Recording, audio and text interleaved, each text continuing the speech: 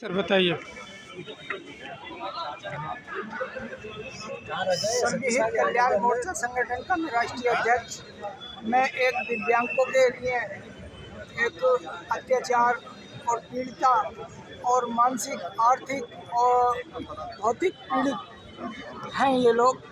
इन्हें जो है मानसिक पीड़ित तो इसलिए है कि ये जो है इनके लेखपाल की 188 पदों पर भर्ती थी और उनकी भर्तियों को बेचा जाने का इकलौता वारिस और ये अभिषेक राय जो इन्होंने आत्महत्या कर ली, इनकी आत्महत्या का एक कथा लिखी जाएगी और इनके घर वालों को इनके लिए मुआवजा मिलना चाहिए 50 लाख का। हमारी तरफ से हमारी सरकार हमारी 50 लाख का मुआवजा दे।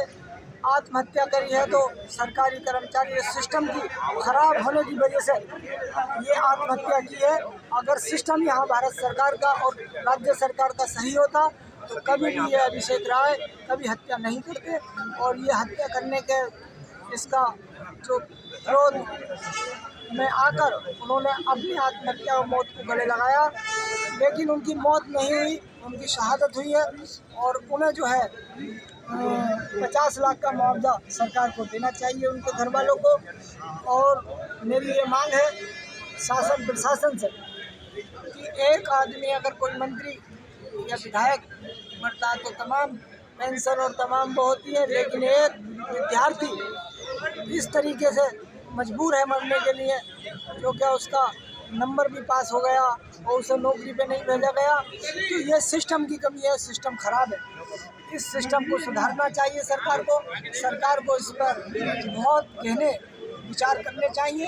सांसद और लोकसभा और विधानसभा में ये विधायकों को मुद्दा उठाना चाहिए। और आज दिव्यांग एक ऐसी कड़ी है जो सबसे कमज़ोर कड़ी है, इसका हम सबको ख्याल रखना चाहिए और हम सब इन लोगों के ये एक हम लोगों में से एक मानिक की तरह है और मानिक वो होते हैं, ये खुद दिव्यांग नहीं बने गए हैं लेकिन इन्हें कुदरत ने दिव्यांग बनाया है, तो हम लोगों इन्हें भी इन लोगों को भी हम लोगों जैसा जीने का अधिकार होना चाहिए। और मौलिक अधिकार में आता है, जो मौलिक अधिकारों में है उसे सरकार को पूरी किन्हीं तरीके से विचार करना चाहिए उस पर घने तरीके से। जय हिंद, जय भारत। जी सर, बहुत बहुत धन्यवाद सर आपको। कट दी बोलो। जब हम सामान्य की तरह फ्री दे सकते हैं, मेस दे सकते हैं, डीवी करवा सकते हैं, 3-4 मंजिल पे जाकर के एग्जाम दे सकते हैं, तो हम लेखपाल का काम कैसे नहीं कर सकते हैं?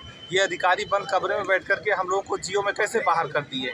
हमारे एक साथी की मृत्यु हो गई इस रिजल्ट की वजह से आहत होकर के जनवरी में, और एक साथी मेरा बीमार पड़ा हुआ है, आमरण अनशन पे है। हम लोग कहाँ जाएँ, किससे अपना दर्द कहें?